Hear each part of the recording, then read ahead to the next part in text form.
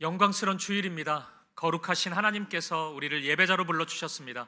이제 다 함께 자리에서 일어나셔서 사도신경으로 우리의 신앙을 고백하겠습니다. 함께 고백합니다. 전능하사 천지를 만드신 하나님 아버지를 내가 믿사오며 그 외아들 우리 주 예수 그리스도를 믿사오니 이는 성령으로 잉태하사 동정녀 마리아에게 나시고 본디오 빌라도에게 고난을 받으사 십자가에 못 박혀 죽으시고 장사한 지 사흘 만에 죽은 자 가운데서 다시 살아나시며 하늘에 오르사 전능하신 하나님 우편에 앉아 계시다가 저리로서 산자와 죽은 자를 심판하러 오시리라. 성령을 믿사오며 거룩한 공회와 성도가 서로 교통하는 것과 죄를 사하여 주시는 것과 몸이 다시 사는 것과 영원히 사는 것을 믿사옵나이다. 아멘.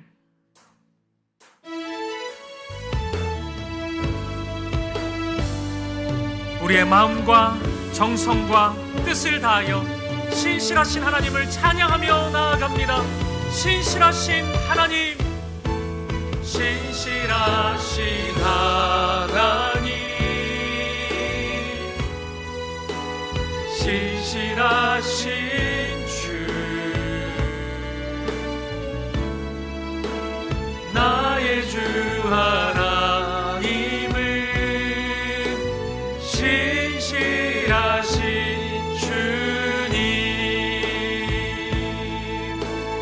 주님 보좌 앞에 나가, 주님 보좌 앞에 나가 참된 안식과 기쁨 나누리겠네. 경배하며 주의 얼굴 구할 때 신실하신 주자, 신실하신 하나님, 신실하신 하나님,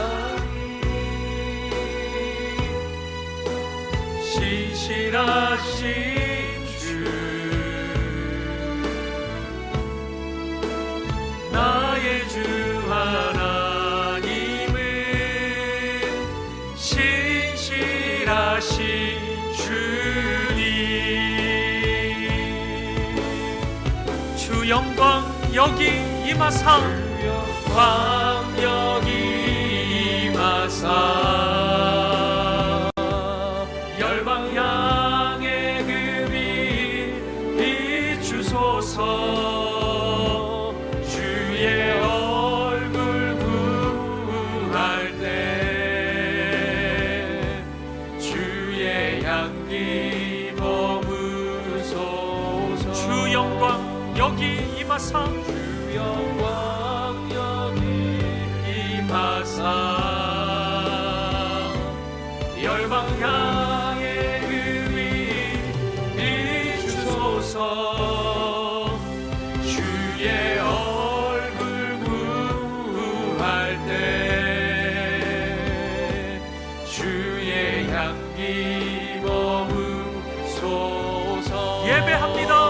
예배합니다. 찬양합니다. 주님만 날 다스리소서. 예배합니다. 찬양합니다. 주님 홀로 높이 받으소서. 예배합니다. 예배합니다. 찬양합니다. 주님만 날 다스리소서.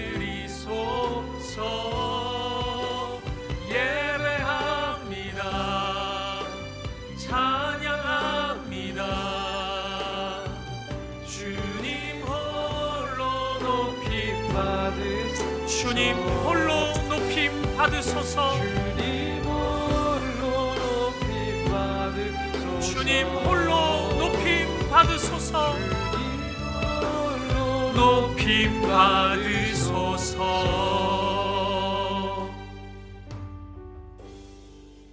예배자로 합당치 못한 우리의 삶을 십자가 앞에 내려놓으며 예배를 위하여 부르짖어 기도하기를 원합니다. 주여, 은혜를 부어 주옵소서. 다 같이 통성으로 기도하시겠습니다. 살아계신 하나님 아버지, 감사합니다. 오늘도 하나님 앞에 우리를 불러주시고 하나님을 예배케 하시는 이 은혜와 이 사랑 진심으로 감사합니다. 우리의 마음을 다해 뜻을 다해 힘을 다해 예배하는 이 시간이 되게 하여 주옵소서. 지난 한 주 우리의 삶을 회개합니다. 하나님 사랑 안에 거하지 못했고 하나님 자녀로서 합당치 못했던 우리의 죄와 어두움과 연약함이 있습니다. 회개하오니 우리를 용서하시고 진리의 말씀과 그리스도의 복음으로 우리를 새롭게 하여 주옵소서. 오늘 우리의 예배 가운데 말씀하여 주옵소서. 우리가 듣겠습니다. 은혜와 사랑으로 우리를 채워주시옵소서. 우리 안에 있는 모든 아픔과 두려움을 씻어주시고 이 예배를 기쁨과 감사로 하나님 앞에 올려드리기 원합니다. 우리의 걸음을 붙잡아 주시고 우리 사김의 교회의 모든 발걸음이 하나님의 말씀에 순종하는 걸음이 되게 하여 주옵소서.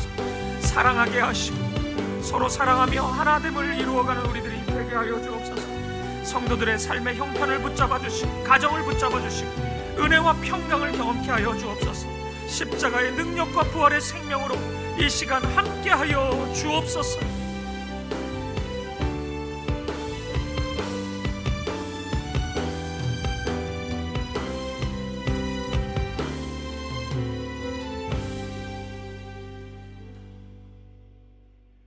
내 이름으로 일컫는 내 백성이 그들의 악한 길에서 떠나 스스로 낮추고 기도하여 내 얼굴을 찾으면 내가 하늘에서 듣고 그들의 죄를 사고 그들의 땅을 고칠지라. 내가 영원한 사랑으로 너를 사랑하기에 인자함으로 너를 이끌었다 하였노라. 아멘.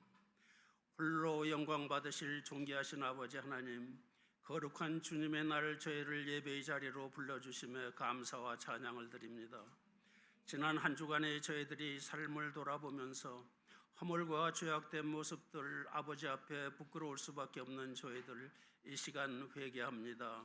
주님 십자가의 보혈로 정결하게 씻겨주시고 아버지께서 기뻐 받으시는 예배되도록 은혜 내려 주옵소서. 아버지 하나님, 창립 후 지난 3년간 사김의 교회를 여기까지 인도해 주심에 감사드립니다. 저희 공동체에 필요한 모든 것들을 풍성하게 채워주시고 고르고 골라 새로운 예배 처소를 허락해 주심에 감사드립니다. 오래 참고 기도하는 자에게 좋은 것으로 응답하시는 하나님을 일깨워 주셔서 감사드립니다. 주중공간 등 모든 준비 과정에도 은혜 주시기를 간구합니다. 이제 저희 교회가 안정된 예배 처소에서 새 힘을 얻고 더욱 낮아진 자세로 선교, 구제, 교육 등 사역의 지경을 넓혀가도록 축복하여 주옵소서. 먼저 저희 모든 성도들이 말씀에 갈급하며 일상의 삶 속에서 주님과의 깊은 교제를 이루고 열매 맺는 풍성한 삶을 누리기를 기원합니다. 저희 교회 공동체가 지역사회에 선한 영향력을 끼치고 복음의 능력이 온전히 전파되어 많은 생명을 살려내는 그런 교회 되게 하옵소서. 우리의 다음 세대를 하나님의 기업으로 축복하시는 아버지 하나님, 저희 자녀들이 주님 안에서 기쁨을 누리며 하나님 자녀의 정체성을 지켜나가도록 보호해 주옵소서. 사김의 교회 청년들이 현실 상황에 매몰되지 않고 독수리 날개치며 올라가듯 새 힘을 얻게 하옵소서. 세상의 유혹과 시험을 이기는 힘은 오직 믿음이오니 청년들이 우리의 생각과 지혜를 뛰어넘어 일하시는 주님만을 의지하여 젊음의 꿈을 이루며 승리하게 하옵소서. 아버지 하나님, 이 나라의 민족을 불쌍히 여겨 주옵소서. 조국 대한민국이 극심한 분열과 혼란 가운데 큰 위기를 맞고 있습니다. 위기는 곧 기회입니다. 역전의 명수이신 하나님께서 이 나라를 굳게 붙잡고 계심을 믿습니다. 위정자들이 하나님을 두려워하고 국민들이 화합하게 하옵소서. 이 땅에 어둠이 물러가고 부흥의 물결이 일어나게 하옵소서. 하나님의 정의가 강같이 흐르고 복음으로 남과 북이 하나 되게 하옵소서. 이 나라와 열방 가운데 하나님 나라가 세워지게 하옵소서. 아버지 하나님, 신실한 주의 종 유병희 담임 목사님을 위해 기도합니다. 이 시간 말씀 들고 단위에 서실 때 성령의 권능을 입혀주셔서 말씀이 은혜롭게 선포되게 하옵소서. 말씀 듣는 저희들의 영안을 열어주셔서 하늘의 비밀을 보게 하시고 치유와 회복의 역사가 일어나게 하옵소서. 목사님 초심을 잃지 않고 하나님만 바라보며 사역하시도록 힘 주시옵소서. 목사님의 건강과 그 가정을 지켜주옵소서. 새로운 예배 초소 이전에 따라 교회 여러 곳에 많은 동역자가 필요합니다. 자원하여 헌신하는 마음 주셔서 서로를 섬기고 연합하여 아름다운 하나님의 역사를 함께 써나가게 하옵소서. 오늘도 주님의 몸된 교회를 위하여 찬양으로, 교사로, 안내로 여러 모양으로 곳곳에서 수고하시는 봉사자들 기억하여 주시고 그 가정들을 붙잡아 주옵소서. 모든 나라와 권세와 영광이 아버지 하나님께 영원히 있사옵니다. 살아계신 우리 주 예수님의 이름으로 기도드립니다. 아멘.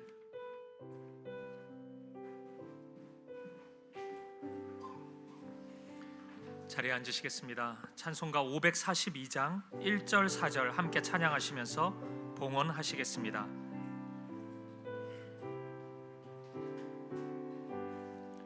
구주 예수 의지함이 심히 기쁜 일일세 영생 허락 받았으니 의심하주 없도다.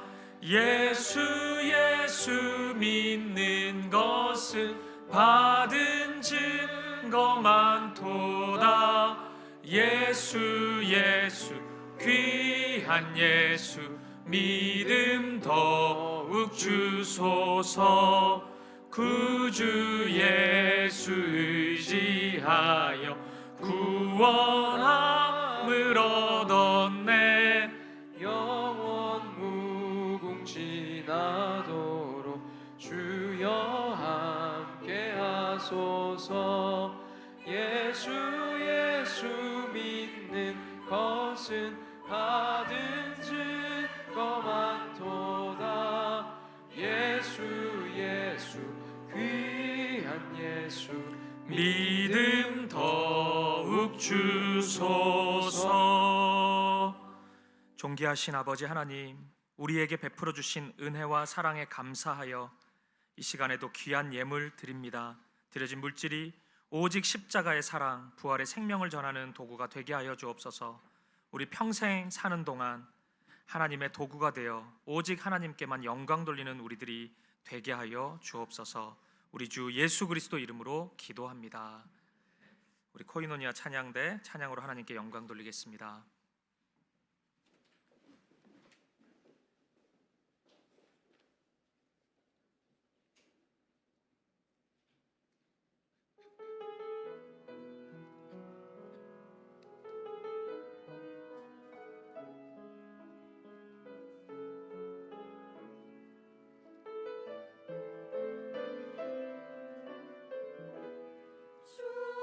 주님 왕문을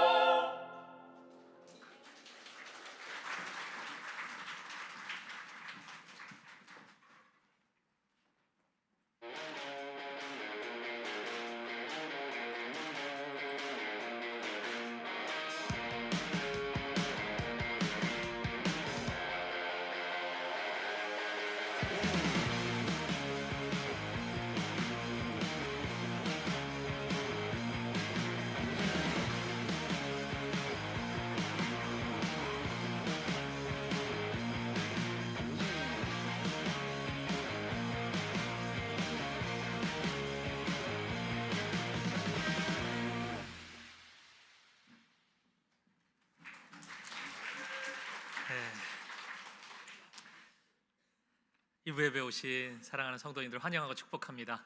우리 옆에 있는 분들 바라보시면서 환한 미소와 함께 인사 나누겠습니다. 사랑합니다. 축복합니다. 참 잘 오셨습니다. 사랑하고 축복합니다. 참 잘 오셨습니다. 교회 소식을 몇 가지 확인해 드리도록 하겠습니다. 1학기 개강 수련회 중입니다. 아직도 모르시는 분들이 많은데 우리 수요 예배 때 우리 특별한 말씀 들으면서 은혜 누리고 있습니다. 우리 다가오는 수요일에는 우리 오랫동안 이단에 빠져 있는 우리 분들 많이 섬기고 사역했던 조미든 목사님 모시고 또 말씀 나누려고 합니다. 많이 참석하셔서 은혜 누릴 수 있었으면 좋겠습니다. 우리 방금 영상 보신 것처럼 이제 교회 예배처소 이전을 앞두고 하나님의 사랑으로 교회를 섬길 봉사자를 모집합니다. 저는 우리 모든 성도님들이 1인 1봉사 했으면 좋겠습니다. 2봉사까지는 제가 바라진 않고 1봉사 우리 하나씩 꼭 작은 부분이라도 섬길 수 있었으면 좋겠고요. 우리 주보에 있는 그 브로셔가 있습니다. 거기 내용이 좀 자세히 있으니까 너무 고민하지 마시고 QR 코드 딱 찍고 눈에 보이는 거 딱 클릭하시면은 바로 연락드리도록 하겠습니다. 특별히 주차부랑 안내부가 좀 급하게 많이 필요합니다. 우리가 이제 가게 될 단대부가 굉장히 넓습니다. 그래서 지금 있는 인원 가지고 주차 안내가 좀 쉽지 않을 것 같습니다. 특별히 남자분들 나는 뭐 특별히 잘하는 게 없다 이런 분들 있잖아요. 주차봉을 맡겨드리겠습니다. 많이 지원해 주시면 좋겠습니다.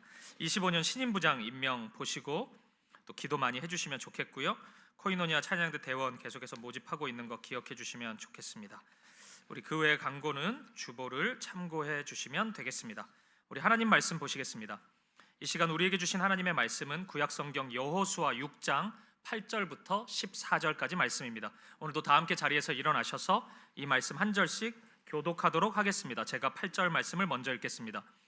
여호수아가 백성에게 이르기를 마침에 제사장 7은 양각 나팔 7을 잡고 여호와 앞에서 나아가며 나팔을 불고 여호와의 언약궤는 그 뒤를 따르며 그 무장한 자들은 나팔 부는 제사장들 앞에서 행진하며 후군은 그의 뒤를 따르고 제사장들은 나팔을 불며 행진하더라. 여호수아가 백성에게 명령하여 이르되 너희는 외치지 말며 너희 음성을 들리게 하지 말며 너희 입에서 아무 말도 내지 말라. 그리하다가 내가 너희에게 명령하여 외치라 하는 날에 외칠지니라 하고 여호와의 궤가 그 성을 한번 돌게 하고 그들이 진영으로 들어와서 진영에서 자니라. 또 여호수아가 아침에 일찍이 일어나니 제사장들이 여호와의 궤를 메고 제사장 7은 양각 나팔 7을 잡고 여호와의 궤 앞에서 계속 행진하며 나팔을 불고 무장한 자들은 그 앞에 행진하며 후군은 여호와의 궤 뒤에 따르고 제사장들은 나팔을 불며 행진하니라. 함께 읽겠습니다. 그 둘째 날에도 그 성을 한 번 돌고 진영으로 돌아오니라. 엿새 동안을 이같이 행하니라. 아멘. 자리에 앉으시겠습니다. 오늘 설교는 어떤 하나의 개념을 소개하는 것으로 시작해 보려고 합니다.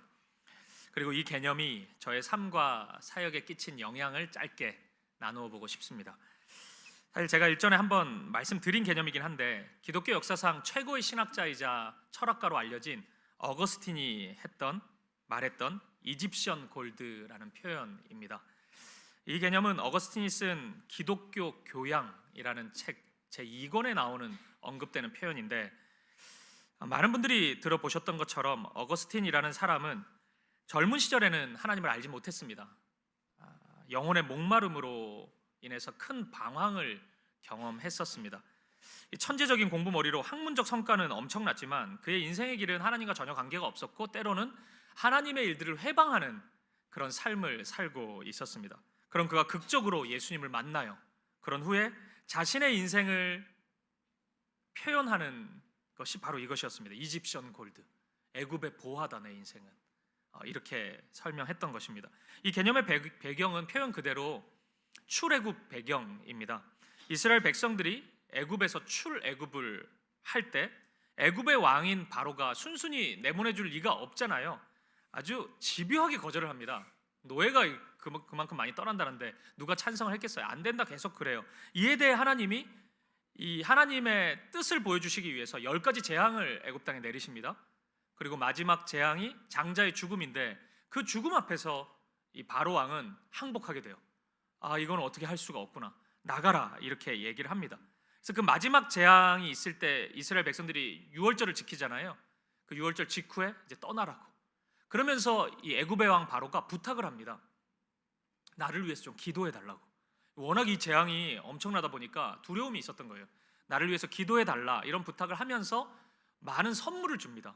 양과 소도 주고 금은 보화를 이 이스라엘 백성들의 손에 쥐어줍니다. 그래서 이스라엘 백성들은 출애굽할 때 몸만 빠져나온 것이 아니라 이 금은 보화를 가지고 양과 소를 데리고 출애굽의 여정을 시작했던 것입니다. 이것이 출애굽기 12장에 나와 있는 내용이에요. 근데 출애굽기 25장을 보면 놀라운 한 가지 사실이 소개되어 있는데, 이스라엘 백성들이 출애굽의 여정 중에 하나님의 명령을 따라서 성막을 건축하는 일이 있었습니다. 근데 성막은 하나님이 임재하시는 전이기 때문에 많은 재료들이 필요했거든요. 그 재료를 애굽에서 가지고 나온 많은 것들이 그 재료로 사용되었다는 것입니다. 잘 보세요.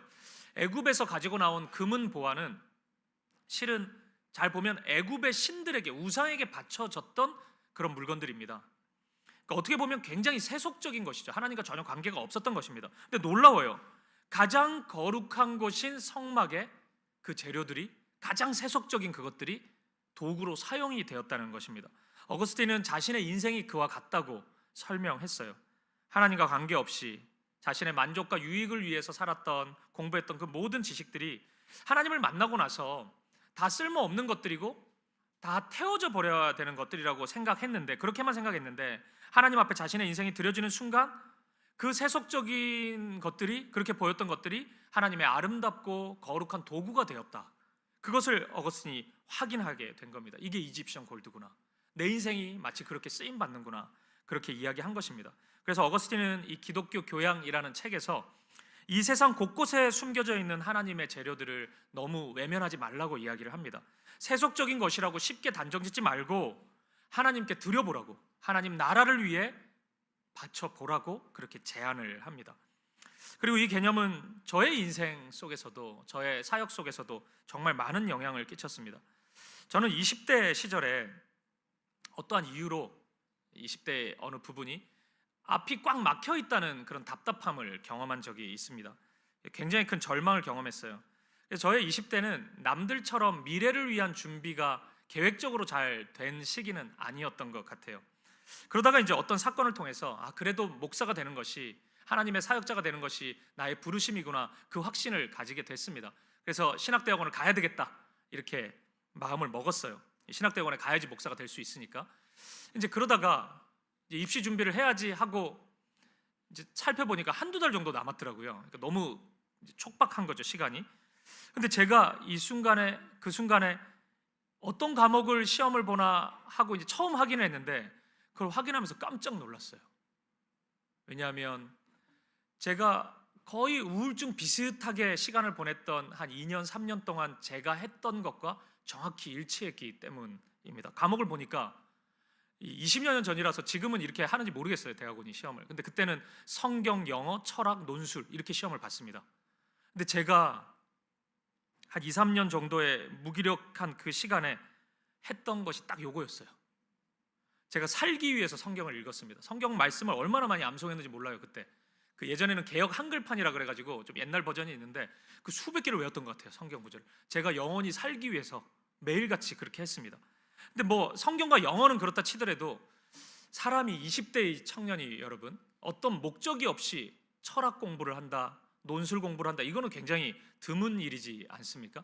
물론 이제 지금 생각해 보면 그 목사 되는데 도움이 되지 않나 뭐 이렇게 생각할 수 있지만, 그 당시에 저는 그냥 했어요, 이걸. 그러니까 유일하게 제가 그 우울감이 깊이 오랜 시간 있을 때 재미있게 읽었던 책이 철학책이었어요. 그래서 저는 특별한 목적이 없이 철학책을 많이 봤습니다. 아직도 제가 그 책 한 권 가지고 있는데, 서양 철학사 이런 책은 제가 50번 넘게 읽은 것 같아요. 그냥 재밌어서 읽었어요. 그리고 글 쓰는 게 숨을 쉬는 것 같아가지고 제가 글을 많이 썼습니다, 당시에. 근데 저에게 있어서는 되게 부끄러운 시간이에요. 왜냐하면 어떤 목적이 없이, 꿈도 소망도 그런 것도 없이 그냥 제가 살기 위해서 숨 쉬려고 그렇게 하면서 지냈거든요. 그러니까 저는 이 시간을 누구에게도 자랑할 수 있는 시간은 아닙니다. 되게 우울하고 힘들었기 때문이에요. 근데 대학원 시험을 보기로 마음을 먹고 시험 과목을 딱 보는데 이 네 과목인 거예요. 저는 굉장히 놀랐습니다. 그리고 하나님께서 저의 지난 3년, 버리고 싶고 잊어버리고 싶은 그 지난 3년의 시간을 하나님이 버리지 않으시는구나, 하나님이 다 지켜보셨구나, 그런 확신을 가졌습니다. 시험을 보는데 그런 경험 있으세요? 이 시험은 이거 나를 위한 시험이구나. 그 인생 속에 한 번 정도 있지 않으십니까? 없습니까? 뭐 그런 사람이 있어요? 제가 그랬는데 딱 그 생각을 가졌어요. 이건 나를 위한 시험이구나. 나 수석하겠다, 이 생각을 했어요.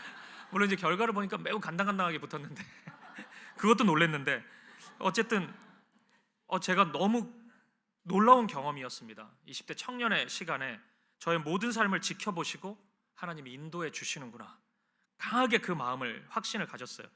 그 이집션 골드의 경험이 저에게 있었어요. 그리고 제가 사실 그때 철학책 보면서 이 이집션 골드란 말을 처음 알았거든요. 어거스틴 책을 많이 봤어요. 이게 내 인생하고도 연결이 되는구나. 그리고 저의 삶과 사역에 그 이후에도 정말 많은 영향을 끼쳤습니다. 저도 사역을 하다가 어려운 순간을 마주할 때가 있거든요. 예를 들어서 좀 힘든 분을 만날 때가 있습니다. 목사라고 모든 분을 다 유쾌하게 만나는 건 아니에요. 힘든 순간도 있습니다. 그리고 저에 대해서 사실이 아닌데 오해를 하는 분도 있어요. 그런 분 만나면 좀 많이 힘들어요, 마음이. 근데 제가 그 순간에도 이런 경험도 그냥 단순히 사라져야 되고 버려져야 될 경험은 아니겠구나. 이 경험 또한, 이 감정 또한, 이 상황을 극복하는 것 또한 하나님의 이집션 골드가 될 수 있겠구나. 제가 그런 생각을 많이 가져요. 물론 그렇다고 해서 뭐 그 순간이 되게 기분 좋다 그런 건 아닌데, 여전히 힘들긴 한데 그런 소망을 가지게 되더라고요. 그런 기대를 가지면서 한 걸음씩 앞으로 나아가게 됩니다. 동시에 때로는 어떤 성도님이 제가 보기에 굉장히 부족한 모습으로 서 있을 때가 있거든요. 연약한 모습으로 서 있고, 저분은 신앙생활을 그렇게 오래 했다는데 왜 아직 제자리 걸음이지? 뭐 그런 생각이 들 때가 있습니다. 말하진 않습니다. 그냥 제 생각이 그렇게 들 때가 있는데, 그때도 쉽게 포기하지는 않게 되는 것 같아요. 저분의 삶도 저런 경험 또한 이집션 골드가 되어서 하나님의 도구가 될 수 있겠구나. 그러니 그분에 대한 기대와 소망을 잃지 않게 되더라고요. 그래서 이 개념은 저의 사역에 있어서도 많은 영향을 여전히 주고 있습니다. 사랑하는 여러분, 여러분도 잊지 마십시오. 우리의 인생은 모두 이집션 골드입니다. 그러니 지금의 시간과 지금 하고 있는 경험을 소중히 여기셔요. 때로는 별것 아닌 것처럼 보이고 때로는 진짜 불필요한 것처럼 보일 수 있습니다. 하지만 하나님의 손안에 들여지면 그 어느 것도 버릴 것이 없습니다. 하나님의 도구가 됩니다. 모두 하나님의 도구가 되어서 거룩한 하나님의 재료로 쓰임 받게 될 것입니다. 여러분, 그 믿음 가지고, 그 소망 가지고 삶을 살아갈 수 있기를 주님의 이름으로 축복드립니다. 오늘 본문도 바로 그 사실을 보여주고 있습니다. 이스라엘은 이미 성막을 건축하면서 이집션 골드의 경험을 했습니다. 근데 그 경험은, 성막 건축은 좀 1차원적인 경험이었다면 지금 여리고 전투는 매우 입체적인 경험입니다. 지금까지 우리가 경험했던 모든 것이 하나님의 도구로 쓰임받는 굉장히 입체적인 경험을 이스라엘 백성들이 하고 있어요. 이스라엘 백성들은 그동안 참 힘든 훈련을 했습니다. 광야 생활 진짜 오래 했고, 또 이해되지 않는 뭔가 그런 말씀에 순종하는 연습도 굉장히 많이 했습니다. 그리고 순종할 때 불가능해 보이는 현실 속에서도 역사하시는 하나님, 그분이 우리 가운데 계심을 이스라엘 백성들은 분명히 확인했습니다. 근데 여러분, 그 모든 경험이 어느 하나를 향해 있었다는 거예요. 어디인지 아십니까? 바로 지금입니다. 지금 이스라엘 백성들이 서 있는 지금을 향해서 그 모든 일들이 향해 있었다는 것입니다. 지금을 위해 사용될 훈련이었고 또 그렇게 사용될 것입니다. 이제 모든 훈련은 끝났어요. 시범 경기는 끝났습니다. 이제 본 경기를 앞두고 있는 것입니다. 그렇기 때문에 지금부터 시작되는 본 경기에는 여러 가지 의미가 있습니다. 먼저는 그동안 배우고 익힌 모든 것들을 이제 발휘해야 합니다. 실력 발휘를 해야 돼요. 그동안의 경험이 의미 없어 보일 수도 있었고 또 아프게 다가올 수도 있었습니다. 이스라엘 백성들이 보기에 그랬다는 겁니다. 하지만 지금은 다시 그 모든 경험들을 곱씹어 봐야 합니다. 그 모든 것들이 불필요하지 않았다는 것을 인정해야 돼요. 그리고 그 믿음을, 켜켜이 쌓였던 그 믿음을 이제 입증해야 합니다. 하나님만을 바라보는 것, 이것이 첫 번째 의미입니다. 그리고 둘째는 이 여리고성 전투가 앞으로 가나안에서 펼쳐질 모든 전쟁을 상징적으로 보여주는 창문의 역할을 하고 있다는 것을 이해해야 합니다. 그러니까 이 말은 이제 앞으로 많은 전투들이 있을 텐데, 많은 이 이스라엘 백성들의 여리고 가나안의 이제 여정이 펼쳐질 텐데, 지금이 제일 중요하다는 것입니다. 지금 이 한 번이 모든 것을 결정해 준다는 것이에요. 가장 중요한 그 순간 앞에 이스라엘 백성들은 서 있다는 것입니다. 그럼 이제 본격적으로 이 내용을 한번 살펴볼까요? 여리고의 전투가 이제 시작이 됩니다. 근데 역시나 하나님은 굉장히 이상한 명령을 하세요. 6장 3절 4절을 한번 보시겠습니다. 같이 한번 읽어보죠. 시작. 너희 모든 군사는 그 성 주위를 매일 한 번씩 돌되 엿새 동안을 그리하라. 제사장 7은 일곱 양각 나팔을 잡고 언약궤 앞에서 나아갈 것이요 일곱째 날에는 그 성을 7번 돌며 그 제사장들은 나팔을 불 것이며. 아멘. 6일 동안 매일 한 바퀴씩 여리고성을 돌래요. 그리고 마지막 이제 7일째가 마지막 날인데 그날은 7번을 돌라고 이야기를 합니다. 여러분, 이건 누가 보더라도 전쟁하는 모습이 아니잖아요. 전쟁을 이런 식으로 하는 나라들은 없죠. 그럼에도 불구하고 하나님은 그렇게 하라고 분명히 말씀하십니다. 그러면 여러분, 하나님은 왜 이런 명령을 하셨을까요?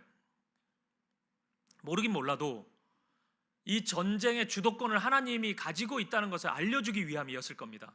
그래서 뭔가 하나님의 방식을 지금 보여주고 있는 것 아니겠습니까? 그런데 여러분, 만약 이스라엘이 아니라 이 전쟁의 주도권을 진 자들이, 그러니까 하나님이 승리를 이루신다는 것을 알리는 목적이었다면, 그러면 다른 방법도 있지 않습니까? 제가 설교를 준비하면서 어떤 방법이 있을까, 가장 은혜로운 방법이 뭘까 생각해 봤는데 이거였어요. 일주일 동안 금식 기도해라. 이러면은 뭔가 좀 확실한 은혜의 체험이 되지 않겠습니까? 그리고 제가 설교하기도 너무 좋고, 여러분에게 딱 그거 도전하면 되잖아요. 일주일 동안 금식 기도하자. 되게 신앙적인 방법인 것 같은데 하나님은 그런 방법을 말씀하지 않으세요? 그럼 왜 굳이 성을 도는 방식, 이 이상한 방식인데 왜 이 방식을 통해서 하나님은 이 전쟁의 주도권이 당신에게 있음을 알려주려고 하셨을까요? 오늘 설교는 바로 이 부분을 생각해 보려고 합니다. 그래서 오늘 설교에서는 본문에 드러난 여리고의 승리가 보여주는 영적인 의미 3가지에 대해서 여러분과 함께 나누어 보도록 하겠습니다. 바로 보겠습니다. 첫 번째, 본문에 나타나는 여리고 전투는 이 전쟁이 하나님께 드려지는 예배라는 사실을 알려주고 있습니다. 이 전쟁을 유심히 살펴보면 굉장히 상징적인 모습이 많이 나타납니다. 먼저는 본문을 계속 6장을 읽어보면 언약궤가 유독 부각되고 있다는 것을 확인할 수 있습니다. 여리고 성을 도는 중심에는 언약궤가 자리하고 있어요. 물론 우리 여호수아 3장에서 요단강을 건널 때도 언약궤가 중심에 있기는 있었습니다. 제사장들이 언약궤를 메고 제일 앞에 섰고 이스라엘 백성들은 그 뒤를 따라갔지 않습니까? 근데 그 모습을 담고 있는, 요단강을 건너는 그 모습인 여호수아 3장과 오늘 본문인 6장에는 약간의 차이가 있습니다. 그러니까 여호수아 3장에는 요단강을 건너는 그 모습에는 언약궤를 맨 제사장, 이런 표현이 나와요. 계속. 그러니까 언약궤도 강조하는데 제사장도 부각시키고 싶은 겁니다. 근데 오늘 본문인 6장에는, 여리고 전투에는 그냥 언약궤라고만 자꾸 표현해요. 언약궤가 혼자서 움직일 리는 없잖아요. 지금도 똑같이 제사장이 언약궤를 메고 움직이고 있었을 겁니다. 근데 본문 6장에서는 제사장에 대한 언급을 최대한 자제하고 있어요. 마치 언약궤 혼자 움직이는 것처럼 언약궤, 그냥 이 표현만 반복해서 하고 있습니다. 저는 이 이유가 매우 간단하다고 생각합니다. 언약궤만을 강조하고 싶은 거죠. 요단강 건널 때는 언약궤뿐만 아니라 모든 백성들 앞에 수고하고 헌신하는 제사장도 강조하고 있었다고요. 근데 그보다 더 언약궤를 강조하고 싶은 것입니다. 이것을 통해서 이 여리고성 전투는 단순한 전투가 아니라는 것을 확인시켜주고 싶은 것입니다. 제의적인 성격이 담겨 있는 거예요. 언약궤, 하나님, 그것만 계속 얘기하면서 이 전투는 하나의 예배다라는 것을 말씀하고 있는 것입니다. 우리 다음 주에 보겠지만 이 여리고가 일종의 제물이 되는 성격을 하나님이 말씀하시거든요. 이건 제의적인 모습입니다. 예배를 드리고 있는 모습이에요. 또 하나 본문에 특징이 좀 있는데, 나팔을 부는 제사장의 모습이 드러나 있습니다.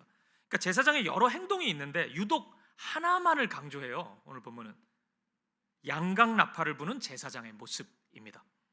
그러니까 제사장이 뭐 언약궤도 메고 가고 이것저것 하는데 나팔 부는 모습만 알려줘요. 언약궤가 가는 곳마다 제사장 제일 앞에서 나팔을 불고 있습니다. 이래야 했던 이유가 있어요. 구약 성경을 보면 나팔 소리는 하나님의 임재가 있을 때 들렸던 소리입니다. 출애굽기 말씀을 보면 하나님의 임재와 하나님의 말씀이 임할 때 땅과 하늘이 진동하는데 그때 이스라엘 백성들이 나팔 소리를 듣습니다. 나팔 소리 같은 것을 계속 들어요. 그러니까 하나님의 임재를 상징하는 것입니다. 그리고 성경 제일 마지막 책인 요한계시록을 보면 주님이 이 땅에 오시기 전에 소리 하나가 들리는데 큰 나팔 소리가 들립니다. 천군 천사들이 나팔을 불 때 하나님의 심판이 임합니다. 그래서 7 나팔의 이야기도 있어요. 요한계시록을 보면. 그리고 그 나팔을 불 때 하나님이 사랑하시는 하나님의 백성에 대한 완전한 구원이 완성됩니다. 그러면 여러분, 오늘 본문의 제사장들은 뭐 하고 있는 것으로 이해해야 됩니까? 하나님을 찬양하고 있는 것입니다. 우리의 대장 되신 하나님을 높이면서 이제 진짜 왕이 이곳에 왔다. 너희는 그 왕 앞에서 꿇어 엎드려 경배하여라. 지금 제사장들은 외치고 있는 것입니다. 하나님을 찬양하고 있는 거예요. 완벽한 예배의 모습입니다. 주님의 오심을 환영하고 기뻐하고 그분을 노래하고 찬양하고 있는 것입니다. 예배를 드리고 있어요. 그리고 마지막, 이 전쟁이 예배라는 또 하나의 힌트가 있습니다. 그것은 숫자 7의 반복입니다. 본문이 포함된 여호수아 6장에는 숫자 7이 무지하게 많이 반복되는데 14번이나 나옵니다. 7일 동안 성을 돌아야 하고 7일째는 7바퀴를 돌아야 합니다. 그리고 제사장이 제일 앞에 서는데 7명의 제사장이 서요. 그리고 7개의 나팔을 불게 됩니다. 7의 반복이 이어집니다. 성경에서 7은 하나님의 수입니다. 우리 하나님이 이 세상을 창조하실 때 며칠 동안 창조하셨죠? 6일. 또 7일이라 그러면 어떡해요? 6일 동안 창조하셨어요. 그리고 보시기에 좋았죠. 그리고 7일째도 있죠. 7일째 뭐 하셔요? 안식하십니다. 너무 보기에 좋았기 때문에, 이제 할 일이 없었기 때문에 7일째는 안식하셔요. 그래서 7일째 날은 하나님의 날입니다. 주님이 평안히 임하는 그날, 주님의 참 만족과 기쁨이 있는 주의 날입니다. 그게 7일째 날이에요. 그래서 우리가 성경을 읽다가 자꾸만 7이 나오고 또 나오고 또 나오고 이 반복을 확인하면 우리는 생각해야 됩니다. 하나님이 지금 이 순간 강하게 역사하려고 하시는구나. 하나님의 시간이 도래했구나. 하나님의 일하실 하나님의 타임이구나. 그것을 우리는 확신하고 기대를 가져야 합니다. 오늘 본문이 딱 그렇습니다. 숫자 7의 향연이 펼쳐지고 있습니다. 하나님이 이곳에 오셨다는 의미예요. 그러니 이스라엘 백성들은 안심하라는 것입니다. 그래서 이스라엘 백성들이 해야 할 것은 딱 하나라는 거예요. 그곳에 오신 하나님을 환영하고 그 하나님을 기뻐하고 찬양하고 경배하라는 것입니다. 물론 장애물은 있습니다. 지금 예배하기에 좀 적절한 상황은 아니거든요. 전쟁 중이잖아요. 예배의 시간이 아닌 것처럼 보이거든요. 하지만 이 순간 하나님은 말씀하십니다. 너희 눈에는 전쟁처럼 보이지만 내 눈에는 예배의 시간으로 보인다. 나만 바라보고 나를 예배하여라. 그것이 너희가 해야 할 일이다. 하나님은 말씀하시는 것입니다. 그렇기에 이스라엘은 예배해야 합니다. 지금 상황에 예배라니? 이런 소리 하지 말고 예배해야 됩니다. 아무리 어리석고 바보같이 보여도, 아무리 모순적인 명령처럼 보인다 할지라도 믿음을 가지고 예배해야 되는 것입니다. 이것이 이스라엘이 싸우는 방식입니다. 그리고 이것이 여러분 우리가 살아가야 하는 방식이기도 합니다. 사랑하는 여러분, 이게 하나님의 방식이라면 여러분 이 방식을 신뢰할 수 있으시겠습니까? 6장 1절 말씀을 한번 보세요. 이스라엘 자손들로 말미암아 여리고는 굳게 닫혔고 출입하는 자가 없더라. 이게 6장의 시작이에요. 완전히 닫혀버린 그 문을 바라보는 이스라엘 백성들, 그게 이곳의 여리고 전투의 시작 시간입니다. 오늘 이 말씀처럼 굳게 닫혀버린 것 같은 현실의 벽 앞에 서 있는 성도님들이 있다면 이제 어떤 방식을 선택하셔야 됩니다. 그 내가 하던 방식이든지 세상이 얘기하는 그 방식이든지 아니면 또 하나의 방식이 있어요.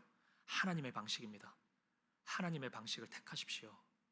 하나님의 방식을 붙잡아 보십시오. 하나님만을 바라보고 하나님을 환영하고 이곳에 오신 하나님을 환영하고 하나님을 찬양하면서 믿음으로 예배하십시오. 그렇게 그 예배를 통해 하나님의 임재, 하나님의 일하심을 목도하고 경험할 수 있는 저와 여러분 되시기를 주님의 이름으로 간절히 축복합니다. 그리고 두 번째입니다. 이 여리고 전투가 보여주는 두 번째 영적 진리는 믿음 안에서 침묵의 시간을 잘 보내야 된다는 사실입니다. 이 부분은 오늘 설교의 제목과도 연결되어 있는데 이스라엘 백성들은 또 하나의 이상한 명령을 받게 됩니다. 그것은 침묵이에요. 오늘 보면 10절 말씀을 우리 함께 읽어보겠습니다. 시작. 여호수아가 백성에게 명령하여 이르되 너희는 외치지 말며 너희 음성을 들리게 하지 말며 너희 입에서 아무 말도 내지 말라.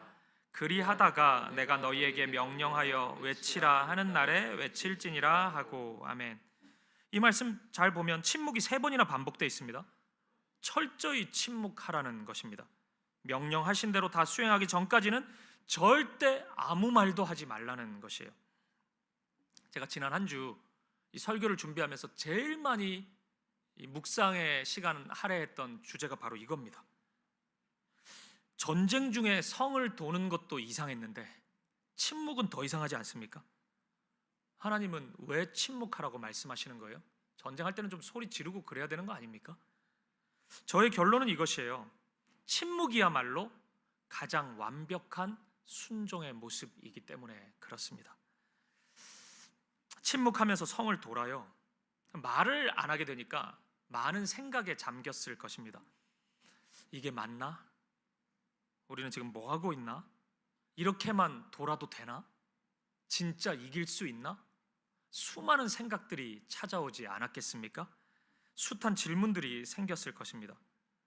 그리고 저는 이 부분에서 막 얘기하고 싶었을 것 같아요. 저 같으면 이런 생각이 딱 찾아왔으면 너는 안 그러냐고 막 물어보고 싶을 것 같아요. 서로 이야기하면서 확인도 하고 내 생각이 잘못되지 않았음을 좀 확신도 가지고 그러고 싶었을 것 같거든요. 저는 그 부분을 다루고 있다고 생각합니다. 여러분, 그렇게 대화 많이 나누면, 그렇게 이야기 나누면 답이 나옵니까? 좋아요. 그렇게 얘기 많이 해서 답을 얻었다고 해요. 아, 그래, 이건 아니지. 전쟁 중인데 이렇게 돌아가지고 될 리가 없지. 절대 이렇게 해서는 이길 수 없다. 그렇게 결론 내리면 그게 정답이 됩니까? 그러면 되는 거예요? 아니죠. 논리적인 것을 떠나서 조금 더 논리적일 수는 있어요, 그게. 근데 지금 이스라엘에게는 필요 없는 행동이에요.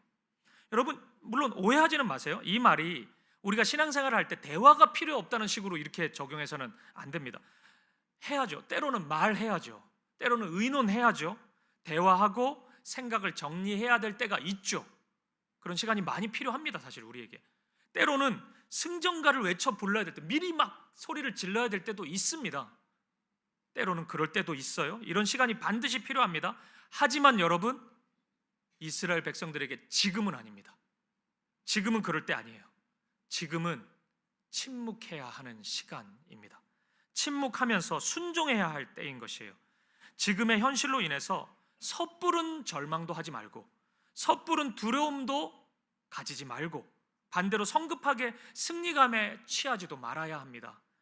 모르는 것은 굳이 알려고도 하지 말고, 모르는 것은 모르는 대로, 확실하지 않은 것은 확실하지 않은 대로 그저 침묵을 지키며 하나님의 명령에 끝까지 순종해야 되는 시간인 것입니다. 따라서 오늘 본문의 침묵하는 모습은 내가 모든 것을 다 알 수 없다는 사실을 인정하는 겸손의 또 다른 모습인 것입니다. 사랑하는 여러분, 오늘 침묵에 익숙하지 않은 분들 있으십니까? 좀 찌르는 말씀일 수 있는데 오늘 설교의 주제가 그러니까 제가 말씀드리고 싶습니다. 아마도 그 이유는요, 매사에 자기 확신이 너무 강하기 때문일 겁니다. 그래서 말하고 싶을 거예요. 매사에 나의 생각을 과하게 확신하고 나의 실력을 과하게 신뢰하고 있기 때문에 그래서 모든 문제의 답을 얘기하고 싶은 그 충동을, 그 힘을 이겨내지 못하고 있는 모습일 겁니다. 그러니 침묵하기 어려운 겁니다. 뭐든지 얘기해야 돼요. 뭐든지 내 생각을 주장해야 되고 설득해야 돼요. 하지만 여러분 기억하십시오. 우리가 하나님보다 똑똑할 수는 없어요. 우리가 하나님보다 더 지혜로울 수는 없는 것입니다. 그러니 여러분 그 사실을 인정한다면 침묵할 수 있기를 바랍니다. 큰 소리로 외칠 시간, 나눌 시간은 곧 주어질 겁니다. 마지막 날, 마지막 7바퀴를 돌았을 때 여호수아가 외치라 선포할 겁니다. 그때 다 외치면 돼요. 다 얘기하면 됩니다. 외치고 서로에게 선포하고 서로에게 이 13바퀴의 여정이 어떠했는지를 나누면 됩니다. 그 나눔이 아름다운 나눔이고 아름다운 대화인 것입니다. 그리고 그때 큰 함성과 함께 외치는 그 순간, 하나님의 이름을 부르는 그 순간 여리고 성은 무너질 것입니다. 그 순간이 올 거예요. 그 순간까지 내 안에 있는 생각과 판단, 자기 주장을 내려놓고 오직 침묵으로 일관하면서 묵묵히 순종의 길을 걸어갈 수 있는 저와 여러분들 되시기를 주님의 이름으로 간절히 축복드립니다. 마지막 세 번째입니다. 여리고 전투가 알려주는 영적인 진리 세 번째는 지금 우리도 여리고 성을 돌고 있는 중이라는 사실입니다. 이스라엘 백성들은 여리고 성을 총 13번 돕니다. 6일 동안 하루에 한 번씩 돌고 마지막 7일째는 7번을 돕니다. 그리고 13번 돌고 나서 여호수아가 이제 외쳐라 선포하면 이스라엘 백성들이 큰 소리로 큰 함성과 함께 하나님의 이름을 부를 것입니다. 말할 거예요. 그리고 그때 여리고 성은 마침내 무너질 것입니다. 그런데 이 지점에서 우리가 잊지 말아야 할 것이 있습니다. 그것은 여리고 성이 점진적으로 무너지지 않았다는 것입니다. 그러니까 여리고 성이 완벽히 무너진 것을 100%라고 한다면 13바퀴를 도니까 100 나누기 13 이래가지고 한 바퀴를 돌 때마다 7.6%씩 금이 가고 좀 무너지는 징조가 보이고 그러지 않았다는 거예요. 12번째 바퀴를 돌 때까지 아무 일도 일어나지 않았다는 것입니다. 마지막 바퀴를 도는 순간, 일순간에 여리고성이 무너져 버렸다는 사실이에요. 과학에서 임계점이라는 것이 있지 않습니까? 그러니까 물이 100도에서 끓는 거예요. 그러니까 어떤 임계점에 도달할 때 화학적인 반응이 일어나는 현상들이 분명히 있습니다. 저는 우리의 신앙이 이것과 굉장히 비슷한 면이 많다고 생각합니다. 하나님의 역사는 상당 부분 어떤 임계점에 도달했을 때 하나님의 일이 일어나는 경우가 많습니다. 성경은 그것을 하나님의 때라고 이야기해요. 아까 우리 찬양대에서 불렀던 그 고백 속에 있대요. 가사가 하나님의 때라고 얘기합니다. 오늘 여리고성 전투가 딱 그래요. 13번째 바퀴를 돌았을 그때에 여리고성은 무너지는 것입니다. 하나님의 일하심이 나타나는 거예요. 12번을 돈 것과 한 번을 돈 것의 차이, 아니면 또 한 번도 돌지 않은 것과의 차이, 겉으로 볼 때는 아무 차이가 없습니다. 여리고성은 여전히 문이 닫혀 있고 견고해 보이기 때문에 그래요. 그런데 여러분 진짜 똑같아요? 오늘 이 말씀을 읽고 나서 진짜 12번을 돈 것과 한 번을 돈 것 똑같습니까? 아니죠. 완전히 달라요. 12번을 돈 것은 이제 한 번 남았습니다. 이제 곧 눈앞에 하나님의 역사가 보일 것이에요. 완전히 다른 문제인 것입니다. 이스라엘 백성들이 여리고를 돌 때 그 여리고성 안에 있던 여리고의 군사들이 얼마나 비웃었겠습니까? 뭐 하는 거냐? 미련하다. 저래 가지고 되겠냐? 이 성이 어떤 성인데 저래 가지고 문이 열린다고? 참 말도 안 되는 행동을 하는구나. 얘기하지 않았겠어요? 그게 이스라엘 백성들의 귓가에 들리지 않았겠어요? 한 번을 돌아요. 두 번을 돌아요. 5번을 돌았어요. 아무 일이 일어나지 않았어요. 10번을 돌았어요. 이제 약속한 횟수에 다다르고 있는데 그래도 아무 일도 일어나지 않았다고요. 게다가 조롱하는 소리까지 계속 들려요. 마음이 힘들었을 겁니다. 하지만 그럼에도 끝까지 순종했을 때 하나님은 일하셨다는 것이에요. 사랑하는 여러분, 저는 이렇게 볼 때 우리의 믿음의 여정이 저는 여리고성을 도는 것과 굉장히 비슷하다고 생각합니다. 오늘 여리고성 돌기 이 첫걸음, 첫 발을 내딛는 분이 있으십니까? 세상의 방식에 너무 귀 기울이지 마십시오. 하나님의 방식을 택하셨으면 이제 그렇게 시작해 보십시오. 한 걸음 한 걸음 침묵하면서 이 믿음의 여정을 시작해 보십시오. 반드시 하나님의 일하심을 확인하게 될 것입니다. 그리고 오늘 한 번, 두 번 돌아봤는데 아무 일도 일어나지 않던데요. 실망한 분들 있으십니까? 한 바퀴, 두 바퀴 돈 것 참 잘하신 겁니다. 그거 무의미한 일 아니었습니다. 정말 멋지게 잘하신 일입니다. 이제 시작입니다. 이제 두 바퀴 돌았는데 아무 일 일어나지 않는다고 너무 실망하지 마십시오. 아직 남아있는 횟수가 있습니다.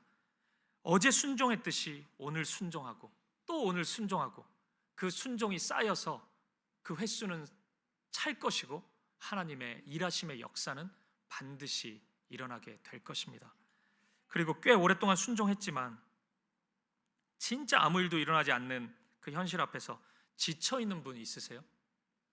나 6일째가 지났는데 이게 의미가 있나? 도저히 나는 걸어갈 힘이 안 나는데 이런 분 있으십니까? 축하드려요. 이제 다 왔기 때문입니다. 이제 하루 남았어요. 이제 얼마 남지 않았습니다. 그 누구보다 하나님의 역사에 가까이 있는 분들이십니다. 그래서 저는 미리 축하드리는 겁니다. 남은 바퀴를 채워보십시오. 믿음의 길을 끝까지 가보십시오. 반드시 하나님의 일이 일어날 것입니다. 무너질 것입니다.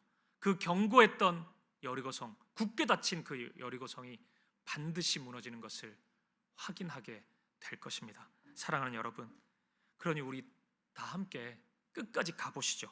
흔들리지 말고 다른 사람들 소리에 너무 영향받지 말고 끝난 것처럼 주저앉아 있지 말고 지금 당장 아무 일 일어나지 않는다고 침묵을 거기서 깨뜨리고 막 아우성 치지 말고 끝까지 믿음으로 마지막 13번째 바퀴까지 믿음의 경주를 완주할 수 있는 저와 여러분 되시기를 주님의 이름으로 간절히 축복드립니다. 말씀을 마무리하겠습니다. 우리 다시 6장 1절 말씀을 한번 보실까요? 같이 읽어보겠습니다. 시작. 이스라엘 자손들로 말미암아 여리고는 굳게 닫혔고 출입하는 자가 없더라. 사랑하는 여러분,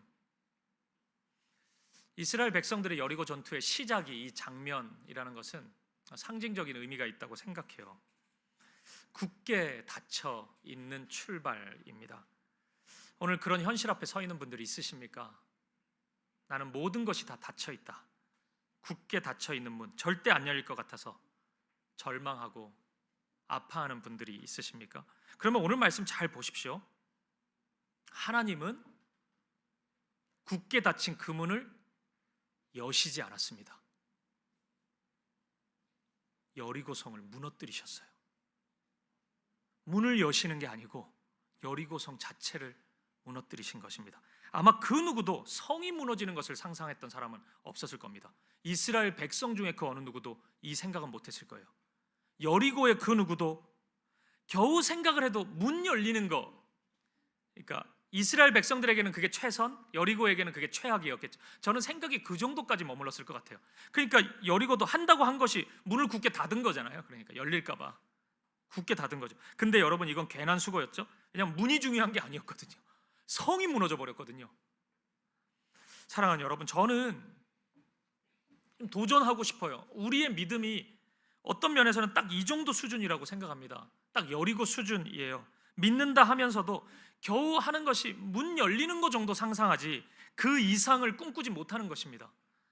할 수 있는 것에만, 가능성 있는 것에만 결단하고 헌신하는 모습, 기도를 하면서도 겨우 그 정도 기도만 드리는 것, 그 우리 아닙니까?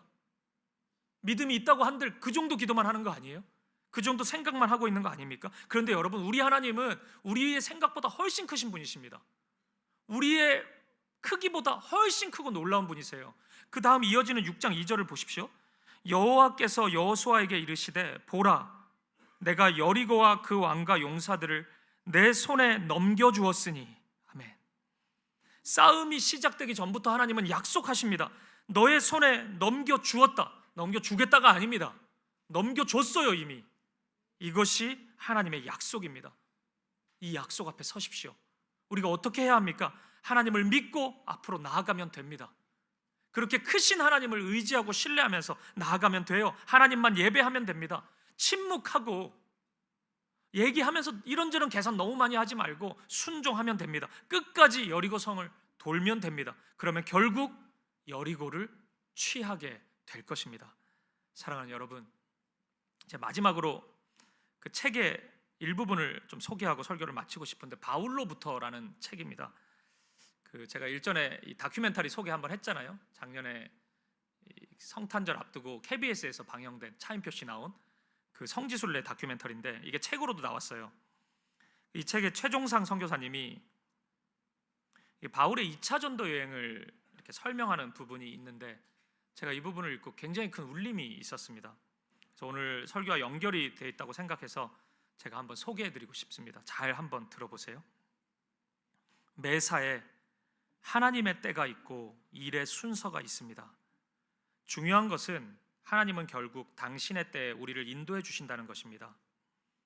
오늘 우리가 어디에 있든지, 어디에서 길이 막혀 고민하고 있든지, 우리가 하나님과 동행하는 한 온전한 믿음으로 기도하며 계속 주님의 뜻을 구하는 한 성령께서 우리도 우리의 드로아로 인도해 주실 것입니다. 거기서 주님께서 우리가 나아가야 할 길을 보여주실 것입니다. 자동문은 닫힌 줄 알면서도 그 문을 향해 걸어가는 사람에게만 열립니다. 지금 앞에 닫힌 문이 있다면 그 문을 향해 믿음으로 걸어가십시오. 천국 센서가 감지하는 지점에 다다르면 닫힌 문은 열릴 것입니다. 그렇습니다, 여러분. 그 문은 닫혀 있지만 그 문은 열릴 것입니다. 아니, 완전히 무너져 버릴 것입니다. 하지만 그 문은 우리가 그냥 멀리서 바라만 보고 있는다고 열리지는 않아요. 우리가 그 문 앞에 이르렀을 때 열리는 것입니다. 절대 안 열릴 것 같다고 그 앞으로 나아가는 것 같이 포기하지는 마십시오. 나아가 보셔요. 믿음을 가지고 여리고성을 돌아보십시오. 그러면 그 문은 한순간에 감쪽같이 열려버릴 것입니다. 무너져 버릴 것입니다. 닫혀있는 문을 향해, 우리의 현실의 문을 향해 믿음으로 한 걸음씩 달려갈 수 있는, 이 여리고성 돌기의 믿음의 여정을 출발할 수 있는, 끝까지 완수해 볼 수 있는 저와 여러분 되시기를, 우리 사김의 교회가 되기를 주님의 이름으로 간절히 축복드립니다. 우리 함께 찬양 드리고 기도하시겠습니다. 우리 예배 시작 때 오늘 함께 드렸던 찬양인데, 보라 너희는 두려워 말고, 보라 너희를 인도한 나를, 보라 너희는 지치지 말고, 보라 너희를 구원한 나를. 오늘 이 고백을 드리고 싶습니다. 마지막 13번째 바퀴를 돌고 나서 이스라엘 백성들은 우리를 구원하고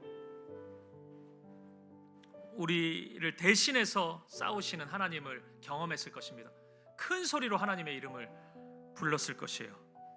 아마 이 찬양의 그 마음으로 하나님의 이름을 찾았을 것입니다. 오늘 우리가 그러길 바랍니다. 가보는 겁니다. 믿음으로. 저는 여러분이 이 여리고성 돌기에 몇 바퀴째를 돌고 있는지는 모르겠어요. 그리고 저도 때때로 실망감이 들 때가 있습니다. 저분은 분명히 이제 마지막 바퀴인 것 같은데, 근데도 무너지지 않는 그 성 앞에 있는 모습을 보면 저도 실망할 때가 있어요. 하지만 그 실망하는 감정, 나의 생각보다 훨씬 큰 진리가 있지 않습니까? 하나님의 때가 이르면 반드시 무너집니다. 그리고 그것은 하나님은 약속하십니다. 우리가 포기하지 않고 믿음의 길을 걸어가는 것입니다. 그리고 그것은 그리 긴 여정은 아닐 것입니다. 13번. 저는 아마 많은 분들이 마지막 날 앞에 서 있을 거라고 생각합니다. 이 마지막 날이 제일 힘들어요. 6일 동안은 6번 돌았는데 마지막은 7번이에요. 7번. 지금까지 했던 것보다 더 많이 돌아야 되거든요. 하지만 저는 기대하시라고 말씀드리고 싶어요. 이제 하루거든요. 7번을 돌면 됩니다. 그러면 하나님의 역사가 일어날 것입니다. 오늘 여러분의 가정 가운데, 삶의 자리 가운데 그 역사를 경험할 수 있길 바랍니다. 우리 사김의 교회의 모든 여정 속에서 그 하나님의 역사가 경험되기를 축복합니다. 우리 함께 믿음으로 이 고백 하나님 앞에 올려드렸으면 좋겠습니다. 우리 이렇게 고백합시다. 보라, 너희는 두려워 말고, 보라,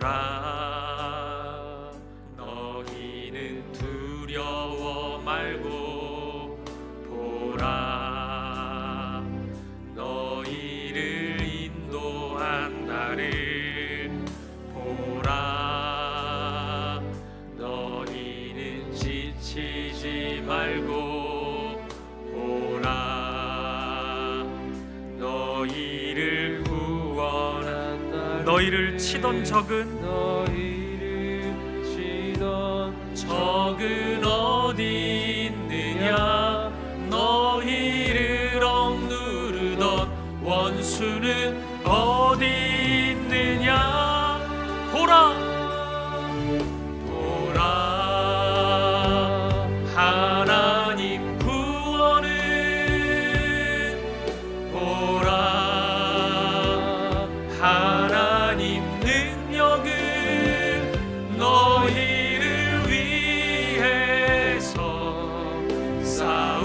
싸우시는 주의 손을 보라, 보라, 보라, 하나님 구원을, 보라, 하나님 능력을 너희를 위해서 싸우시는 주의 손을 보라. 우리 다시 한번 고백합시다. 보라, 너희는 두려워 말고, 보라, 너희는 두려워 말고, 보라, 너희를 인도한 나를 보라, 너희는 지치지 말고, 보라, 너희를 구원한 나를, 너희를 치던 적은 어디 있느냐, 너희를 억누르던 원수는 어디 있느냐. 보라, 보라, 하나님 구원을, 보라, 하나님 능력을 너희를 위해서 싸우시는 주의 손을 보라, 보라, 보라, 하나님 구원을, 보라, 하나님 능력을 너희를 위해서 싸우시는 주의 손을 보라. 우리 함께 기도하며 나아가실까요? 사랑하는 성도님, 저와 여러분의 삶은 지금 여리고성을 돌고 있는 중입니다. 기억하셔요. 그냥 시간을 보낸다고 여리고성이 무너지는 것이 아닙니다. 한 두 바퀴 돌고 계속 그 자리 머물러 있는다고 무너졌던 것이 아니에요. 믿음의 여정을 느리더라도 걸어가는 것입니다. 그때 하나님의 시간이 찾아옵니다. 오늘 우리의 모습이 자동문을 바라보고 있는 저 멀찍이 서서 저 문은 안 열리나, 저 문은 안 열릴 거야, 그냥 그렇게 한탄하고 중얼중얼 하고 있는 그 모습 아닙니까? 그 문을 향해 믿음으로 나아가야죠. 주님, 이 믿음 주십시오. 오늘 그 한 걸음이 내딛어지지 않아서 힘들어하는 분이 있다면 이 여리고성 돌기를 시작할 수 있는 믿음을 달라고 간구하십시오.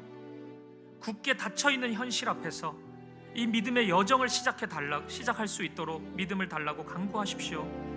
몇 바퀴 돌다가 주저앉아 있는 분이 있다면 일어설 수 있는 힘을 달라고 간구하십시오.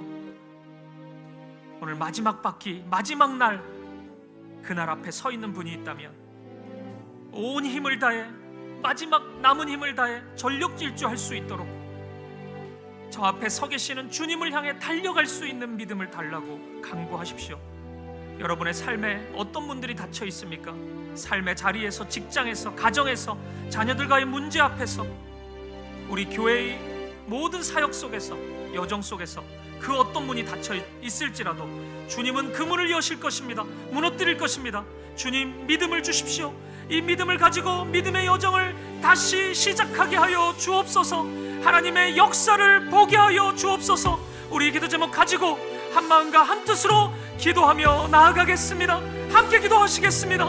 살아계신 아버지 하나님, 오늘 우리에게 이 믿음을 주시옵소서. 다시 시작할 수 있는 이 믿음, 여리고성 돌기를 다시 출발할 수 있는 이 믿음을 주시옵소서.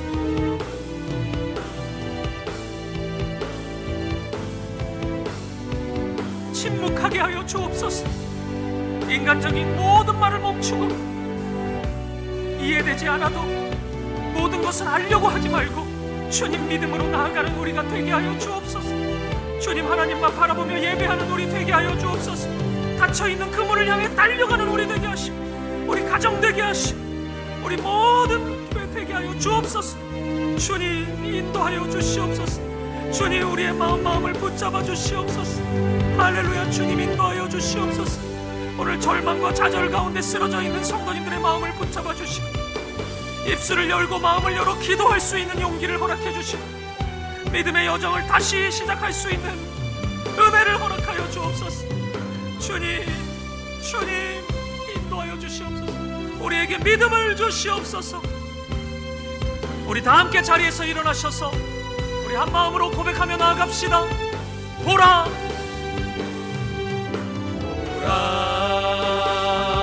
하나님 구원을 보라, 하나님 능력을 너희를 위해서 싸우시는 주의 손을 보라.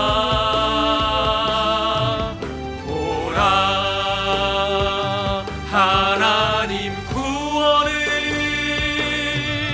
보라, 하나님 능력을 너희를 위해서 싸우시는 주의 손. 우리 한 번 더 믿음으로 고백합시다. 보라,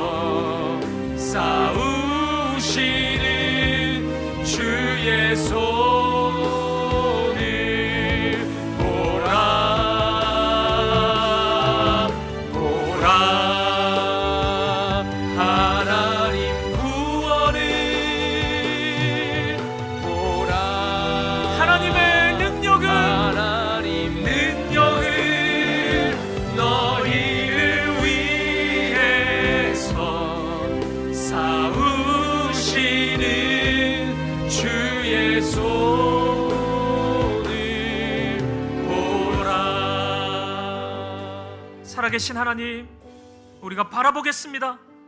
언약궤만 바라보고 이 믿음의 여정을 다시 시작하겠습니다. 침묵하겠습니다.